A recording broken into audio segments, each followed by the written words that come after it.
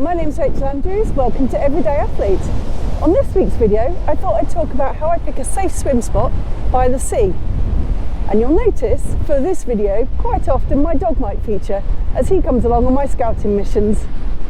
Things that I consider when I'm planning a sea swim would be wind, tides, accessibility, hazards and traffic, and also potentially storm damage. There are a few websites that I really like to check before I get out and go for my swim. One of them is Windy, and I like to check out the place I'm going to go to see what it's going to look like. So I'm thinking of going to Hengistbury Head, so I'll click on there. And as you can see on the screen, I've got loads of useful information. I can see that the wind is southwest at 18 knots, so that's pretty breezy.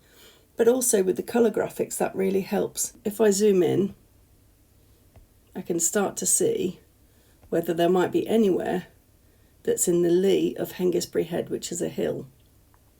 And as you can see there, it might be that it's okay to swim just on the right hand side of it. So on the eastern side of it, it might have some flatness.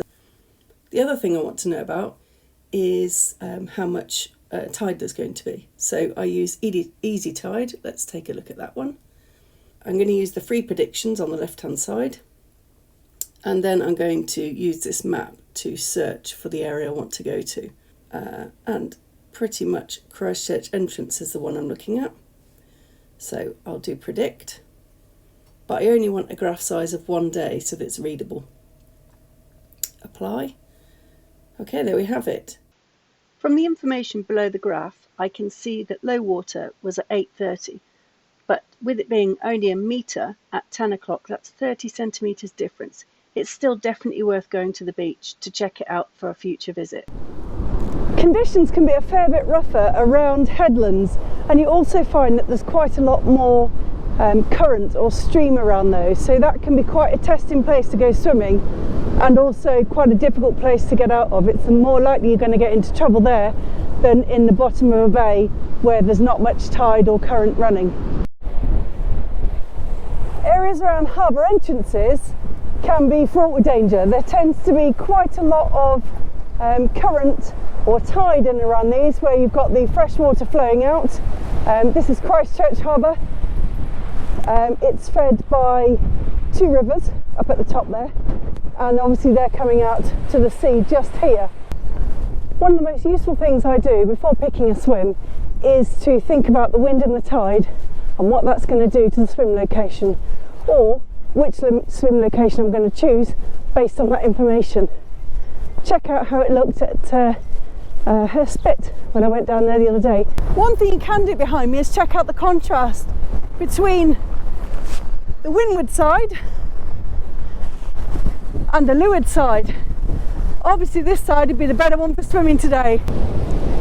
Something which would concern me here about swimming at high water would be potentially this bank behind me and the difficulty I might have getting out if it was particularly lumpy or I was quite tired.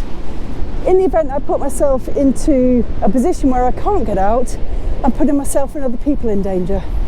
Swimming here at low water though might be a good possibility on perhaps a calmer day. I think today ought to be quite a sporting exit.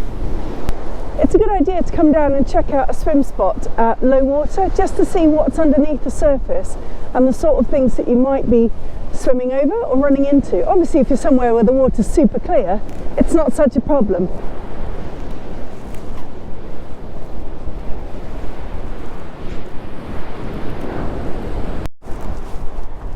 For me, hazards to do with swimming consist not only with what's underneath the water and what you're going to face getting in or trying to get out, but also where I'm going to get changed.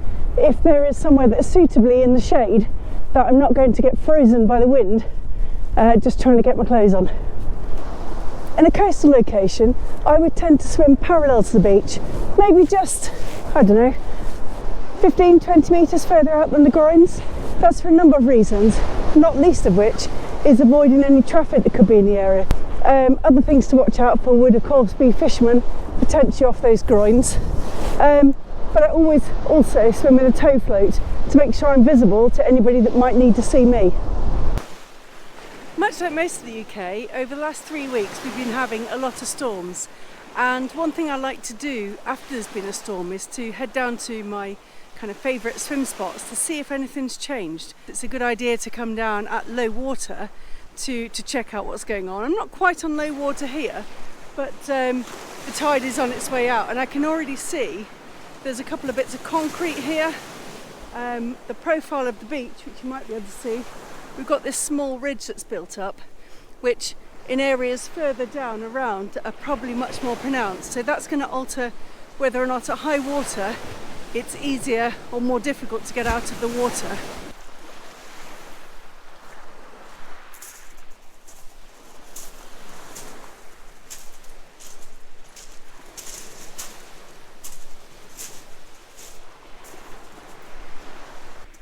Well, this is something that's happened over the last couple of storms. There's been about 5 or 6 trees have been uprooted, and although they haven't ended up below the tide line, you can see that the damage that the wave action has done, it's also uncovered a whole lot more of the mulberry harbours here.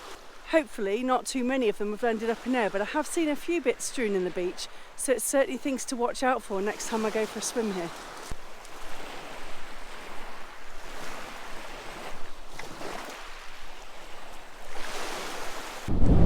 I hope you enjoyed this week's video, and if you have, you'll click on the like button and consider subscribing to my channel, which is all about outdoor swimming. Anyway, I'll see you next Tuesday. Bye!